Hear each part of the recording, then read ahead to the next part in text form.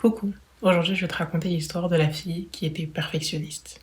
Elle a 15 ans, elle rentre au lycée, elle est surexcitée, elle a toujours rêvé de ce temps où tout serait possible.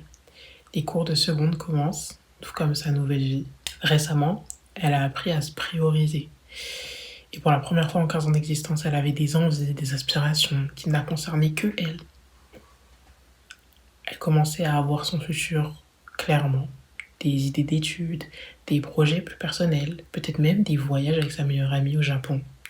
Pour elle, tout est exactement comme elle l'avait imaginé dans son enfance. Parfait.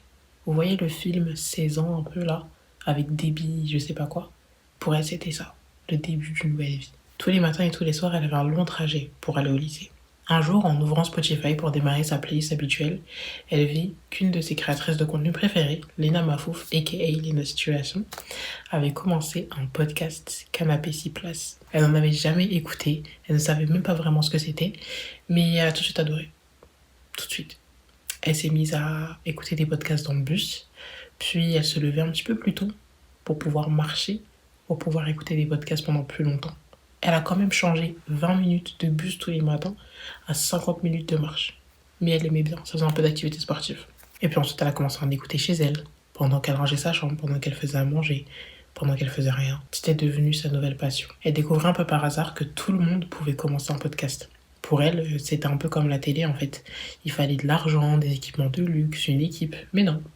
Si tu téléchargeais l'application, tu pouvais créer ton podcast, mettre un nom, une image, une petite description, t'enregistrer et poster. Rien de plus simple, n'est-ce pas? Elle s'est directement enflammée. Elle qui aimait tant parler, discuter, approfondir des sujets, enrichir sa culture. Elle a rapidement trouvé un nom, The Next Person.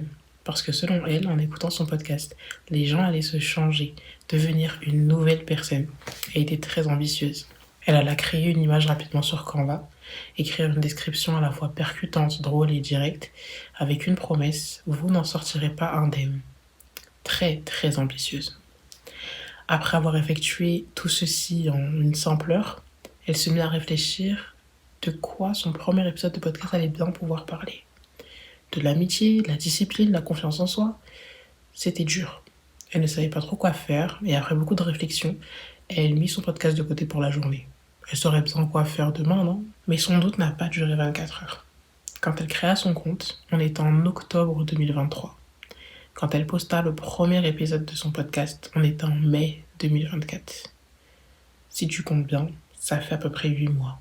Pendant ces 8 mois, elle remettait en question son intelligence, son éloquence et sa confiance en elle ne faisait que baisser. Ça pourrait paraître ridicule, mais la pression qu'elle se mettait pour ce fichu podcast était monumentale.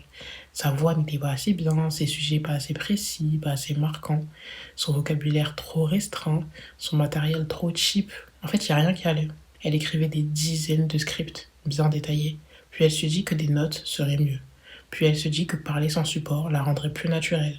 Puis elle se remet en question. Pourquoi je n'y arrive pas? Pourquoi est-ce que je suis si nulle?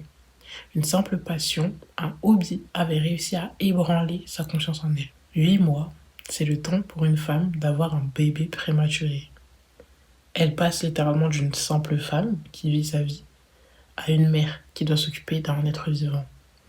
Et cette fille a utilisé toutes les secondes de ce foutu mois à stresser, à douter d'elle-même et à surtout à perdre du temps pour encore une fois un foutu podcast.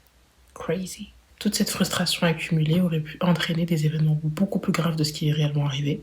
Mais en fait, ça s'est transformé en ras-le-bol. Un soir, un dimanche, je me rappelle très bien, j'étais allongée dans mon lit, il était 21h. J'avais cours le lendemain et je me suis forcée à rejoindre Morphée.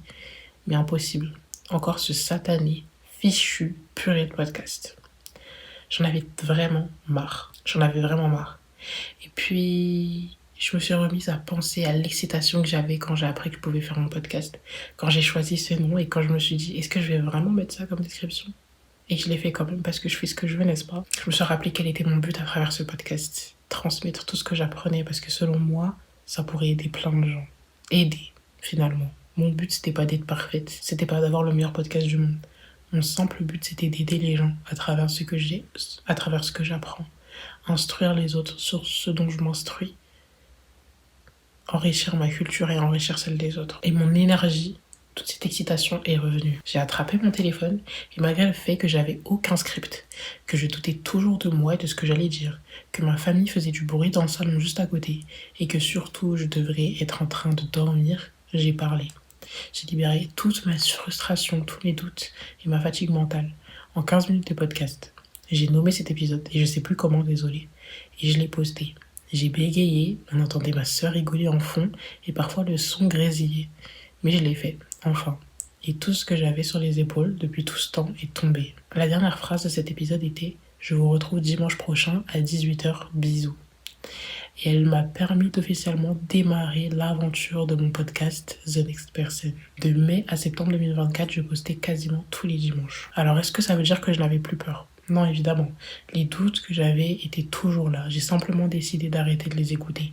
Je choisissais un sujet, je prenais des notes si besoin, parce que j'ai tendance à m'emporter si j'ai pas au moins un squelette.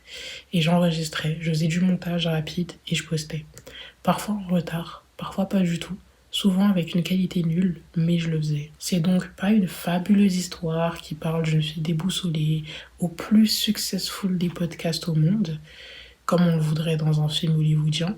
Cependant, j'ai appris une des leçons qui me sera, je pense, les plus profitables et me permettra de vivre ma vie comme je l'entends.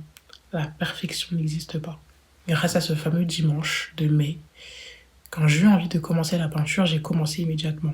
L'écriture, j'ai commencé immédiatement. TikTok, j'ai commencé immédiatement. Et aujourd'hui, je commence les vidéos YouTube. Alors non, tu vas pas être la meilleure ou le meilleur dès le début. Mais si tu fais rien, t'as aucune chance de devenir meilleur un jour. J'espère que vous avez apprécié l'histoire d'Inès, aka Mutual Love. Et si c'est le cas, vous allez adorer celle de Siam.